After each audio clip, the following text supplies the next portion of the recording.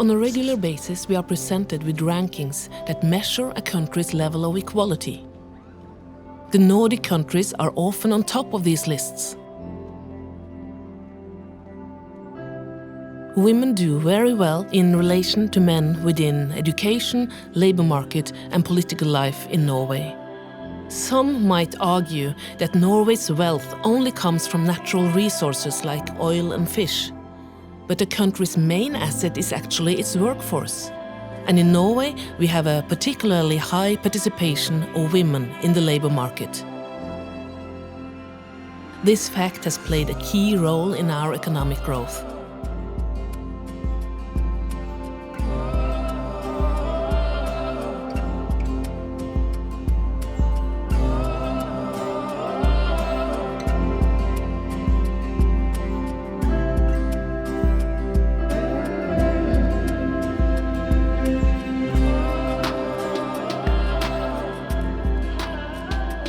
I am an author, and for my next project, me and my co-worker Jenny want to know how exactly does Norway make gender equality work in the labor market.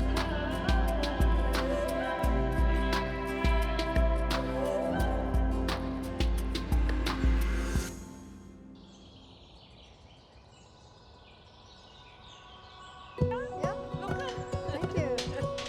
Hi. Okay. Hi. Come in. We Yeah. have some questions for you Yes. about work-life balance, and I think you are the right person. You can sit on this chair. So Jenny and me, we make cartoons about gender and feminism, and now we are making a cartoon about women in the labor market and how Norway has gone about to get these numbers so high with the women in the labor market. And so and work-life balance is of course a very important part of this, and we are also going to interview a lot of other people from other sectors just to try and find what is our secret. Can you say something about that? In Norway, as in many countries, kindergartens are a crucial part of the policies in order to promote work-life balance. It has also been part of gender equality policies and policies for mothers to enter the workforce. And together with the parental leave arrangements that we have, I think they are vital in order to provide families with the work-life balance that they want to have. Yeah. You have to have a place to put your kids when you go to work. Yeah, and in addition to this, of course, it's very, very important to the child to have access to a kindergarten. Kindergartens in Norway, they are the pedagogical institutions that provide early childhood education and care for children between 1 and 5 years of age. They are play-based and they are child-centered, and they provide the everyday that children need in order to thrive and develop and learn. And we have a holistic pedagogical philosophy combining education and care. We call it the educare model. And Educare. Yeah, educare model. It combines education and care. We think that education without care would be lacking. So care is a vital part, and it is combined in the provision that we have. We know about the importance of the quality for the child.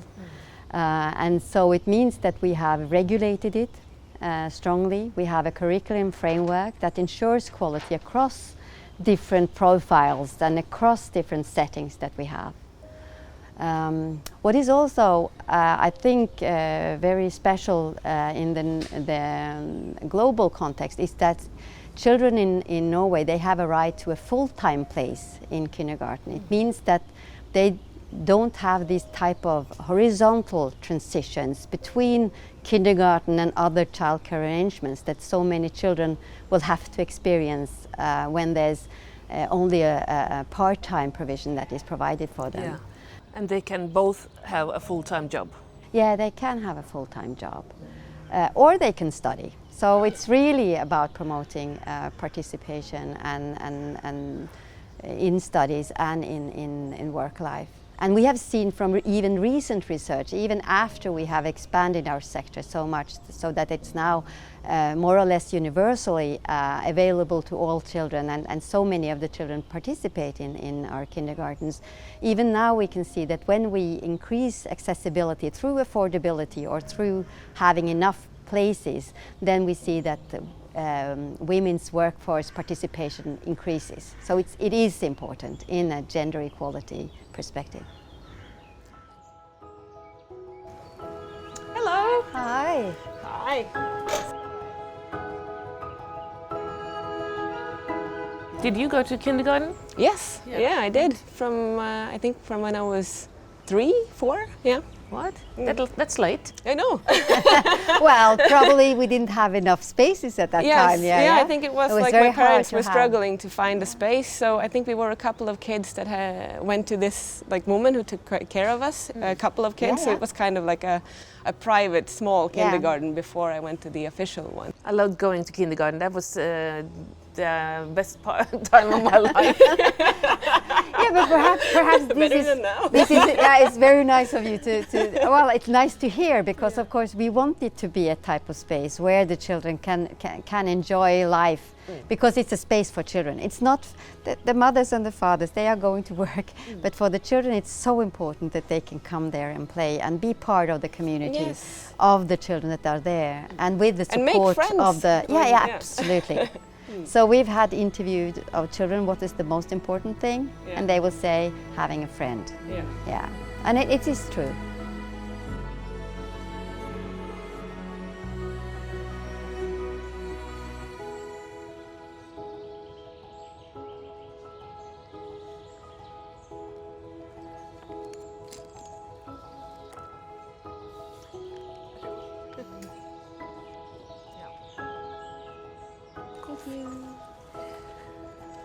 Okay. Who's this? Is it me? I don't think it's you. It's not your haircut. So I tried to sketch down all of the important things that you talked about, but I don't think I got everything. So you have to kind of fill me in. My mother was part of the women's liberation movement in the 70s. And when I realized how women have been discriminated against throughout the centuries, I started to read more about this. And the more I read, the more I wanted to get these stories out there to new generations. Unfortunately, kids do not learn that much about the women's liberation movement in school. And in some history books, women are hardly mentioned at all. I believe that it is important to remind people that previous victories are not carved in stone. Hard-won rights can be taken away from us again. We see that all the time. I really like to both write and read comics, especially if the theme is a bit serious, because I believe that this form can make it easier for both kids and adults to learn. Unfortunately, I cannot draw at all, so when I met Jenny, everything just fell into place. It has been a wonderful experience to see our book reach so many readers all over the world. I've been traveling a lot for the last few years, and everywhere I go I find that people are very eager to discuss the situation for equality in their home countries. And many are also curious about the situation in Norway, since we've come a long way towards equality here.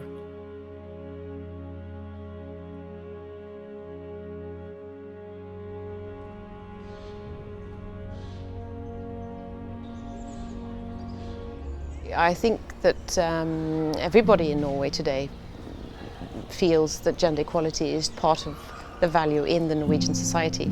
And I think that over the past 40 years we've seen a change in society when it comes to stereotypes and how we look at men as caretakers. And I think much of this is as a result of the family policies and of course the structures.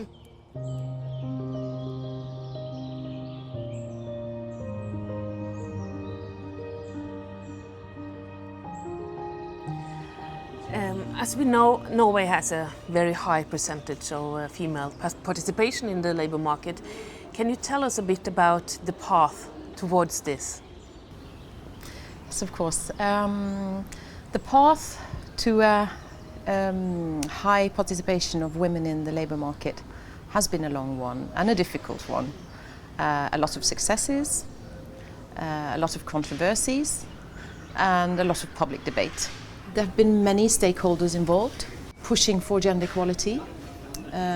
We have, of course, the government, civil society, women's movements that became much more organised, research communities that started researching on time use of women and men. We have, of course, the media. All have taken part in the public debate pushing for more gender equality in Norway. And I think also we can say we've had decades of intervention from the government and the parliament, which has been the key to success in Norway. Yeah, it's kind of part of our identity. Exactly. We are a bit proud that we do so well on these barometers. Exactly. So because of this, there has been a political consensus across all political parties that yes, it is a good idea to promote gender equality, and yes, it is a good idea to promote or work for a high level of participation of women in the labour market. And this has been decisive for the change that we've seen in Norway.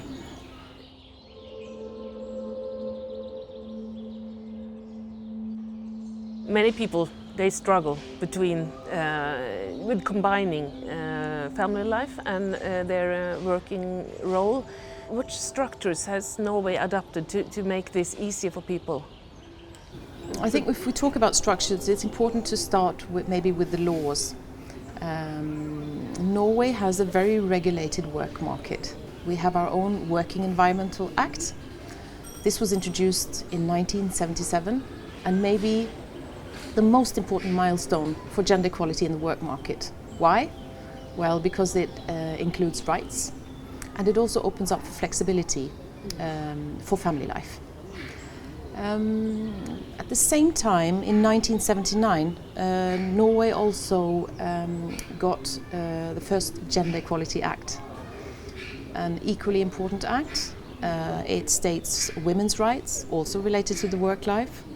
It states gender equality, and it provides a protection against discrimination. So the formality or the regulation of the work market is very important.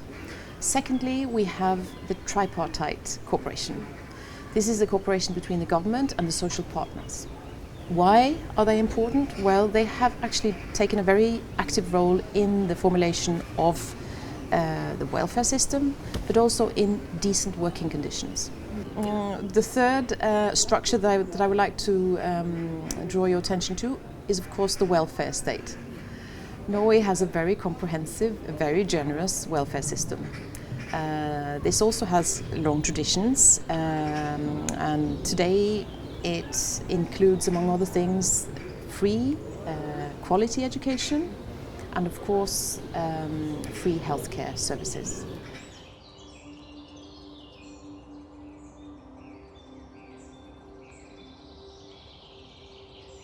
What are the most important parts of the Norwegian family policies? Yes, the family policies, the Norwegian family policies are of course a very important part of ensuring a balance in work and family life. The paid parental leave, maybe one of the most important policies, is about providing paid leave for 12 months if you have a baby.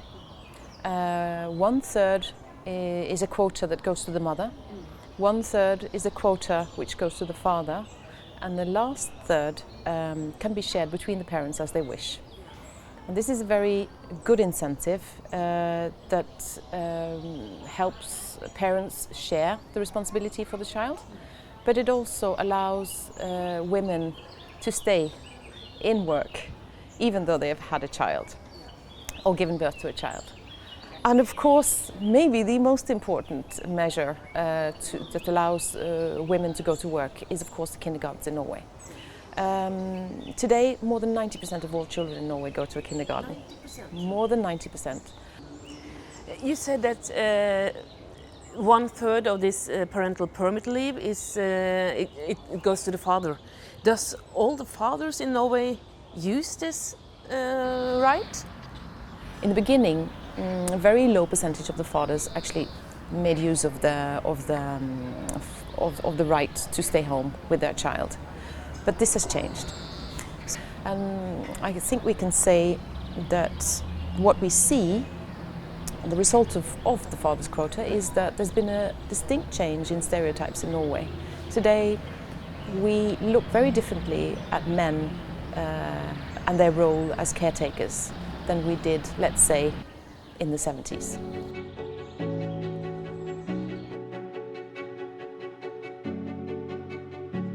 Wow, this is looking good. Is that the tripartite cooperation? That is the tripartite cooperation. That's beautiful. That's really the beautiful. Triangle here, all trying to promote Exactly, feminism. promoting equality, gender.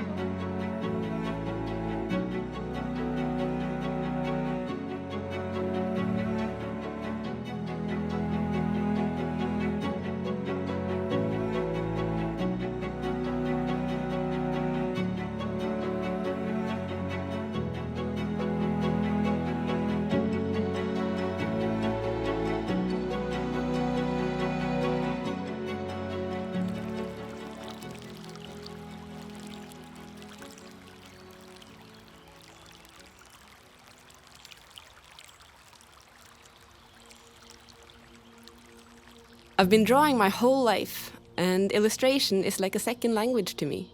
I use illustrations to express my feelings and opinions, and I was very quickly drawn towards comics, where you can combine words and illustrations. I feel like I'm able to say twice as much in half the time. In my early 20s, I became engaged in politics, especially in feminism, and I started making comics about topics I cared strongly about. That was also when I met Marta, and we started working together. It was an instant match, and we've stuck together since then.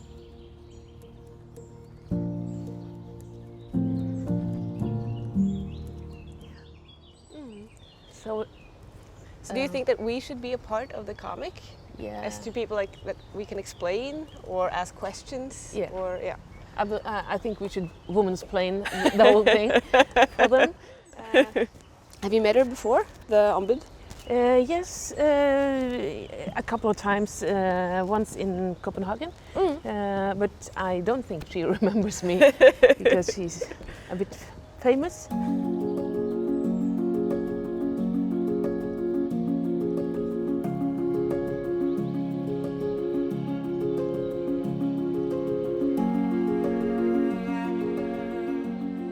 Can you say something about how you and your office work with work against discrimination? Yes, I'm the Ombud, and I'm appointed for 6 years, and I'm an independent body, and that's very important because that we can't be instructed by the government in any means. And we have a broad mandate, and we use different means when we are working. But one very important part of the work is that we can guide people who contact us.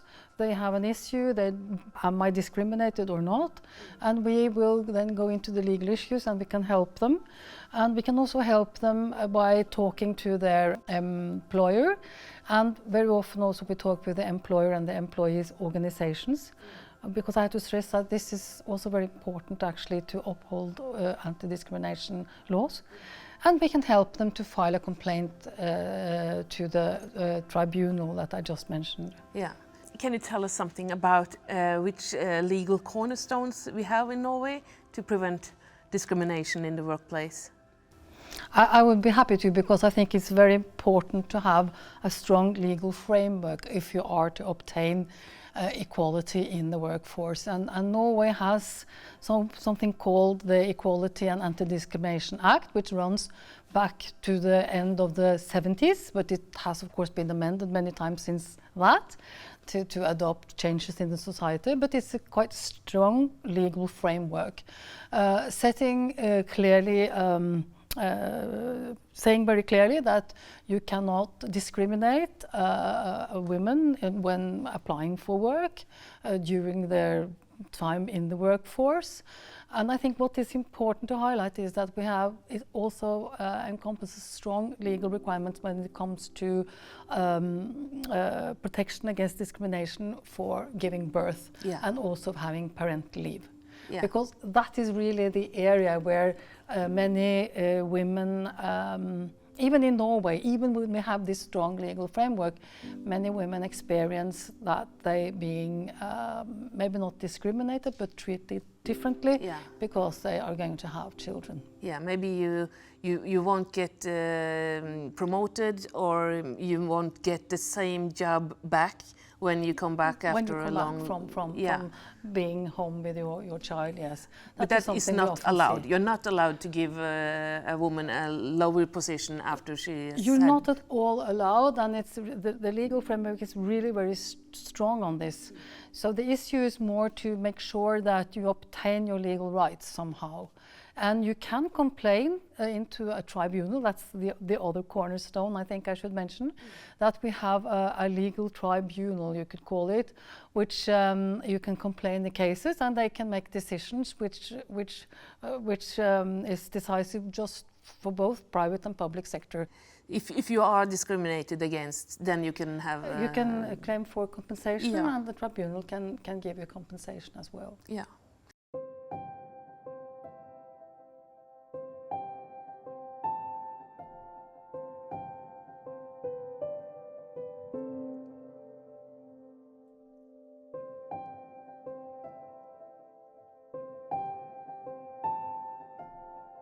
But there's this word activity duty, which is, it applies to the employer. They have an activity duty. Can you tell me a bit about that? Yes, I think that's a quite new, or at least strengthened tool we have in Norway in the Anti-Discrimination and Equality Act. And that is an obligation on the employer to work all the time, systematically, for equality and to combat discrimination. So they had to report on the work they're doing on an annual report, and that report should be publicly available. So it means that, and that's really good, it means that you should somehow every year make analysis of the situation in your company. How many women are working in my company? Where do they working? Do they all work in subordinated positions? What is their salary? Do they work part-time? Do they want to work part-time, or are they forced to work part-time? All these issues we see, which is very important when it comes to equality, and they should report on that overall situation. They have to know. They can't say, have to know. We don't know what the pay gap is, or how many. They have to know everything and report. And I think it's important, because I think that very often the employers do not want to discriminate. They don't want to treat men and women differently, but they're not just aware, or they don't care that much. But when they have to look into it and they say, oh my God, we are treating these women and men differently, why do we do that? And then they also, I think most would then want to change the situation. Yeah. So I think this is a very important tool that I could recommend for everyone who wants to obtain equality in the workforce. Yeah.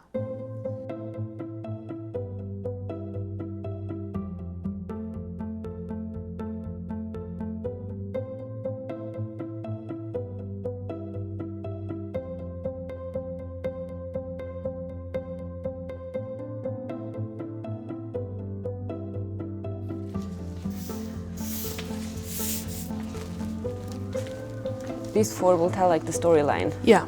And then if we can manage to connect the different ones so that we see what with the fits ideas, where. Yes.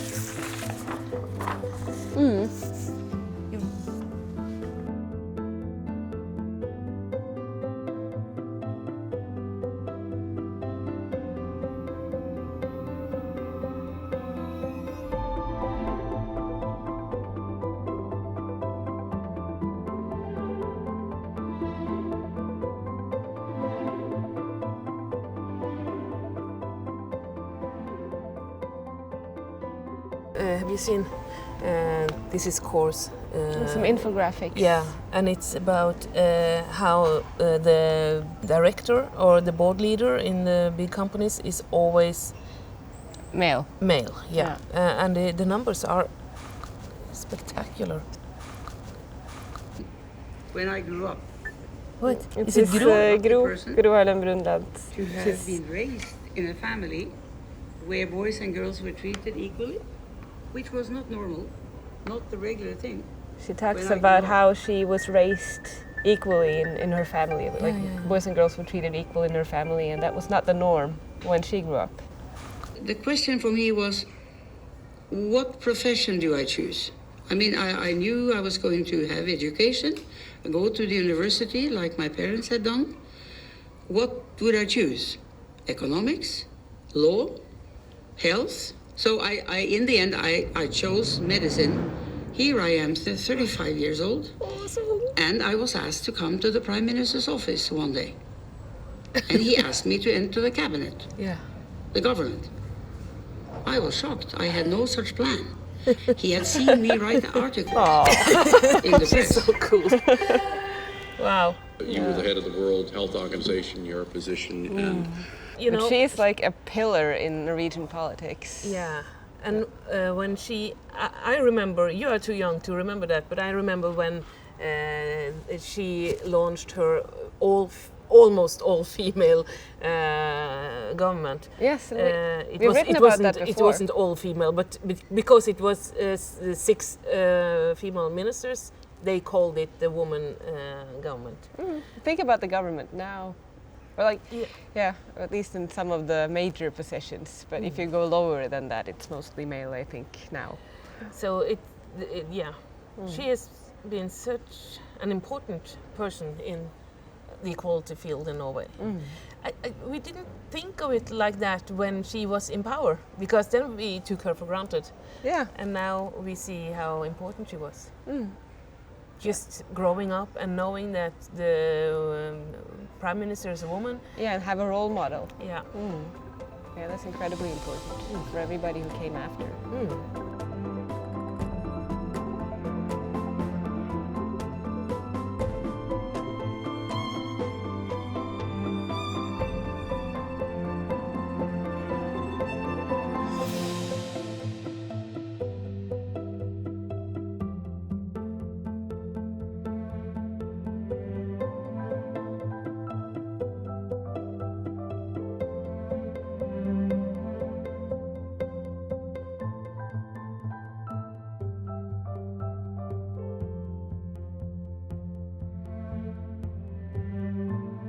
Didn't we make a comic about that before? Or we did make a comic about, we made a comic about Plato.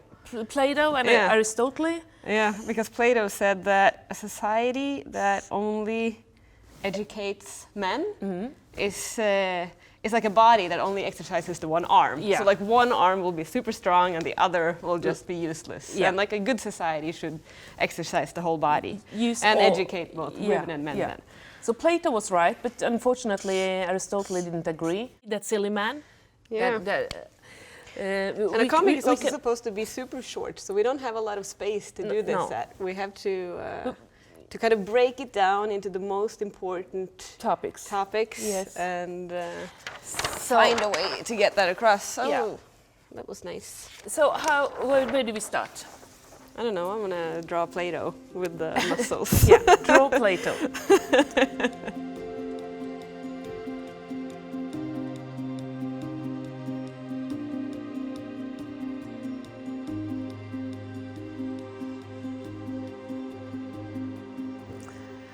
Hello, Mari, welcome. Glad to have you here with us. We know that also in Norway there is still a pay gap between men and women, unfortunately.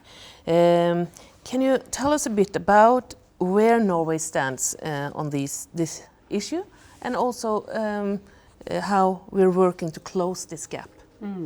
First, it's important to remember that there's actually happened quite a lot in the 70s and 80s in closing the pay gap.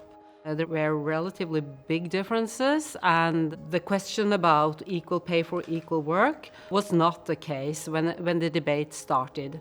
But the situation today is a bit different. Women, on average, they earn 89 kroner per 100 kroner a man earns. And there's not so much a problem anymore about not getting the same pay for the same type of work. The main problem today is that female-dominated occupations are paid less than male-dominated occupations. So it's often called worth discrimination, the situation that we are in now, and therefore also much harder to combat because it's more kind of systemic or structural reasons behind the gender pay gap in Norway. Let's talk a bit about the top positions in the labor market. For globally, we see that women are less likely to reach the top levels of management, for example. How does Norway work with this issue? Yeah, I mean, it's almost the same situation all over the world, that men in great numbers dominate top positions, and especially within the business sector. So one of the ways that Norway has tried to approach this problem is through the gender quotas for corporate boards. So for more than 10 years ago, the Norwegian government introduced gender quotas for corporate boards, saying that at least 40% of the underrepresented gender should be represented on these boards. And in many ways, it was a great success. I mean, before the law was introduced, it was less than 10% women in these boards, and today there are 40% and above 40% on all the boards covered by the legislation. And this has happened in just 10 years? Yeah, this happened in very short time, and I mean there was big arguments in advance that it would be impossible to find enough women to fill these boards and so on. But in fact, it has proved that it was possible, and also the opinions has changed a lot within the business sector. I mean, there was a lot of opposition against the gender quota before it was introduced, but after, people are positive, think this was a good idea, it proved to work, and it proved not to change how the business sector is working dramatically.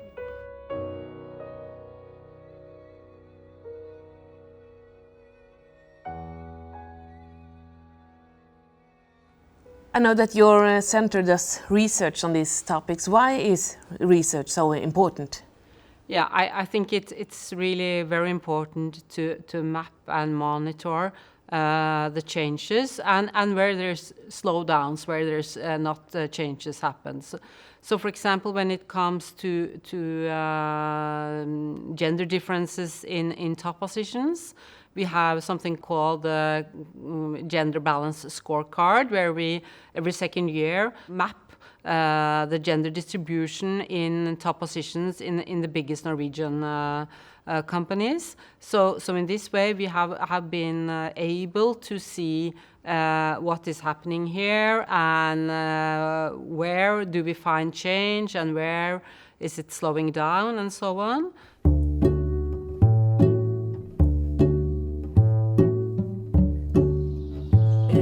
So there's a lot of work in front of us, and that's also a bit of the problem, because so many in Norway and maybe all of Scandinavia, they believe that we are finished. But it's a good thing that we have researchers that tell us that we are. Yes. We actually, we need to know where is changes happening fast and where is really nothing happening, and also maybe most importantly try to understand why is change so difficult. What are the obstacles? Yeah.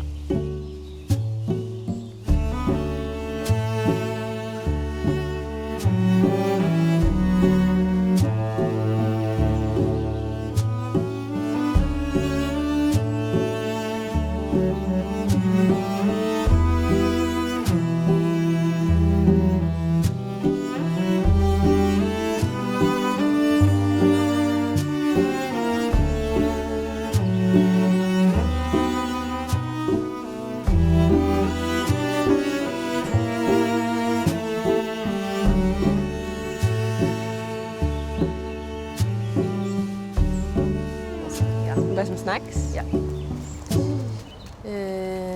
Yeah. Those maybe. These are pale. Those are pale.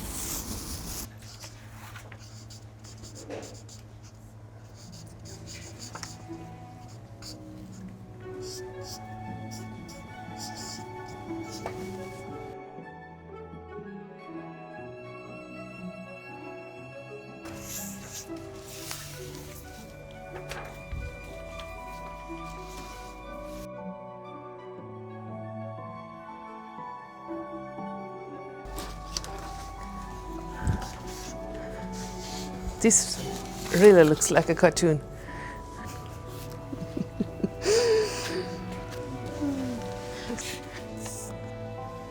I think when we come to the conclusion, because we have like we had this system in society that makes sure that the society is equal with all of the laws and the legislation and the ombud and the corporation, the tripartite corporation.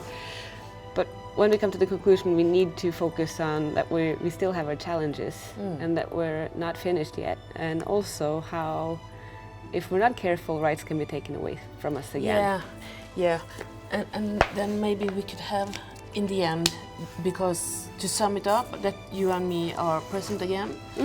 We have some thoughts about the future, like where we are now. Yeah, and maybe if one of us is saying that, well, are we there yet? And then can we relax now? Or are we just finished? Yeah, can we lean back and relax? But we can't. And maybe Mari Teigen can answer that because I believe she's good on that topic. And maybe she can have the last word and not us. Yeah, I believe that will be a good ending. This is cool.